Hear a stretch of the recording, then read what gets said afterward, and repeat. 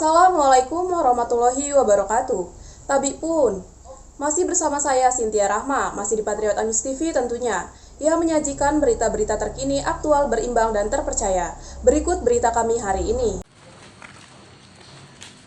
Kejaksaan Negeri atau Kejari Tanggamus menetapkan mantan Kepala Dinas Pemberdayaan Perempuan Pengendalian Penduduk dan Keluarga Berencana atau P3ADKB Kabupaten Tanggamus sebagai tersangka dugaan korupsi dana bantuan operasional keluarga berencana atau BOKB tahun anggaran 2020 sampai 2021. Penetapan tersangka oleh Kejaksaan Negeri Tanggamus tersebut disampaikan langsung Kepala Kejari Tanggamus Yunardi SH.MH dalam press release yang digelar di ruang pers konversi kantor Kejari Tanggamus, Komplek Perkantoran Pemkab Tanggamus, Pekon Kampung Baru, Kecamatan Kota Agung Timur, Jumat 29 Juli 2022. Dalam press release tersebut, Kajari Tanggamus Yunardi yang didampingi Kasih Intel Yogi Verdika, Kasih Pitsus Wisnu Hamboro, Kasih Datun Vita Hestiningrum, dan Kasih Pidum Ahmad Reza Guntoro tersebut menyampaikan bahwa dari hasil penyidikan oleh tim penyidik Kajari Tanggamus, tepat pada pukul 10.15 waktu Indonesia Barat, telah menetapkan salah satu tersangka yang mempunyai peran dan bertanggung jawab terkait dengan dugaan korupsi dana BOKB tahun anggaran 2020 sampai 2021. Tersangka berinisial E, yang saat itu menjabat sebagai Kepala Dinas P3 Kaldalduk dan KB Kabupaten Tanggamus tahun 2020 sampai 2021. Pada saat ini tersangka tersebut masih aktif menjabat sebagai Kepala Dinas Perikanan Kabupaten Tanggamus, jelas Kajari. Yunardi mengungkapkan, bukan penahanan.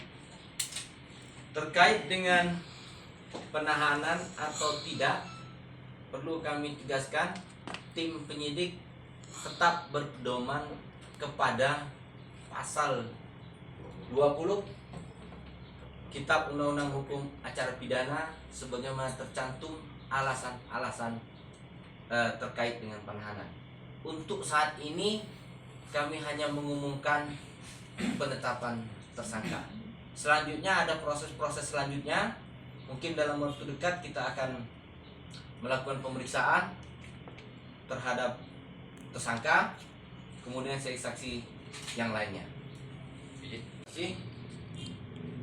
Terkait dengan perkara ini, tim penyidik terus melakukan pengembangan terkait perkara ini, sehingga mungkin saja nanti dari hasil pengembangan penyidikan akan ada tersangka-tersangka lainnya. Enggak jadi? Ya. Dasar penetapan tersangka ini, tersangka dikenakan pasal berapa lagi? Oh ya, baik, terima kasih. Terkait dengan pengenaan atau sangkaan terhadap tersangka, tersangka disangkakan melanggar pasal 2 ayat 1, junto pasal 18, kemudian pasal 3, junto pasal 18, dan atau pasal 12 huruf E Undang-Undang Nomor 31 Tahun 1999 tentang Pemberantasan Tindak Pidana Korupsi sebagaimana telah diubah dan ditambah dengan Undang-Undang Nomor 20 Tahun 2021 tentang Pemberantasan Tindak Pidana Korupsi. dugaan yang dilakukan tersangka dengan cara mengumpulkan seluruh pihak pelaksana kegiatan program bantuan operasional keluarga berencana atau BOKB, mulai dari koordinator penyuluh kecamatan atau Korluh, pembantu pembina keluarga berencana desa atau PPKBD, dan subpembantu pembina keluarga berencana desa atau sub-PPKBD, dan pihak rumah makan yang dijadikan objek pemotongan dana BOKB tersebut. Dari pemotongan tersebut, mengakibatkan kerugian keuangan negara sebesar Rp1.551.654.762, ungkap Kajari. Selanjutnya, Kasih Pitsus Wisnu Hamboro sebagai koordinator tim penyidik Kejari Tanggamus menyampaikan, 2022 penetapan nomor 86 L.8.19 FD /2 garing 07 2022 tepat pada hari 2 tanggal 29 Juli tahun 2022. Baik, terima kasih. Kalaupun ada tersangka baru, kami tim DIK, saya selaku koordinator tim DIK masih berusaha untuk mendalami dan mencari apakah ada pihak-pihak terkait yang nantinya bisa dikenai pertanggungjawaban hukum terkait kasus ini. Kami masih melakukan dan pengembangan. Artinya ada kemungkinan ada tersangka susulan. bisa saja. Dari hasil penyidikan tim penyidik bidang Pitsus Kejari Tanggamus, berdasarkan surat perintah penyidikan nomor PRIN 01-L819-FD2-03-03-2022 telah menetapkan tersangka E terkait dugaan korupsi dana BOKB tahun 2020 sampai 2021. Dengan nomor surat TAP-86-L86-FD2-07-2022 pada tanggal 29 Juli 2022.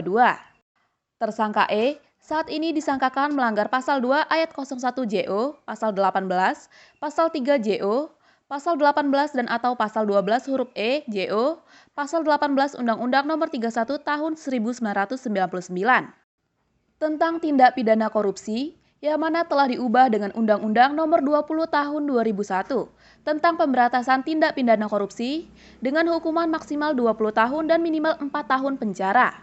Untuk penahanan terhadap tersangka, tim penyidik masih berpedoman pada pasal 20 Undang-Undang Hukum Pidana sebagaimana tercantum alasan-alasan terkait penahanan, tegas Wisnu. Lanjut Wisnu, tim penyidik Kejari Tanggamus saat ini masih akan melakukan pemeriksaan terhadap tersangka dan saksi-saksi lainnya.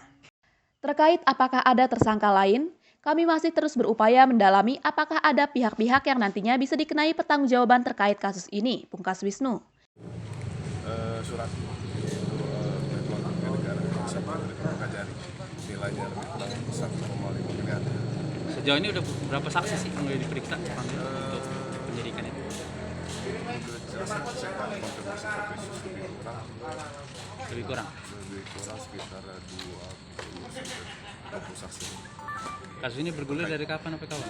Ini udah mulai diselidiki dari tahun berapa? Diselidiki dari tahun 2000 akhir 2021 memang dari penyelidikan intelijen Kejari Tanggamus, kemudian dilimpahkan ke pidana khusus Kejari Tanggamus.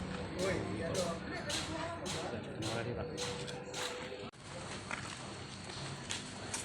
Adi Patriot Anyus TV melaporkan dari Tanggamus.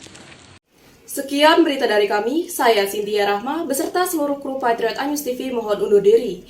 Jangan lupa subscribe, like, comment, and share. Wassalamualaikum warahmatullahi wabarakatuh.